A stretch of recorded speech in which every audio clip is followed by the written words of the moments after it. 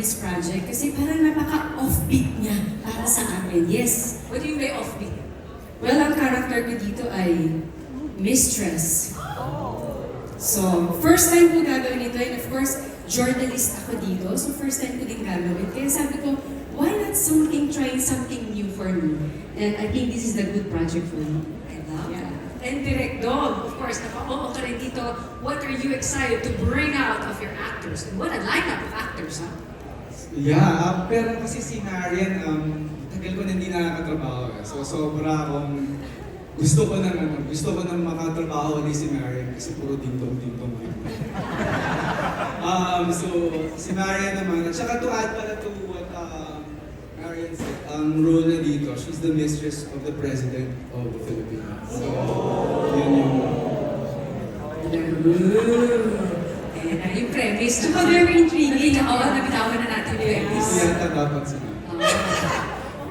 But it's okay. At least, very intriguing siya kasi di ba, ano bang nangyayari behind closed doors? Exactly. So yun ang dapat nila abangan. Open to interpretation, but we're gonna leave it there because we wanna make sure we watch and we catch all the drama and the mga pasabog nitong bagong offering ninyo. So we wish you luck and congratulations. Any last quick message to our friends? Thank you so much for the opportunity. Thank you sa Prime Video. Thank you for sa GMA for joining forces with Prime Video for the very first time, I believe, for GMA Network. Thank you very much, Marian. Na umuha ka, alam ko mapili ka sa mga proyekto mo.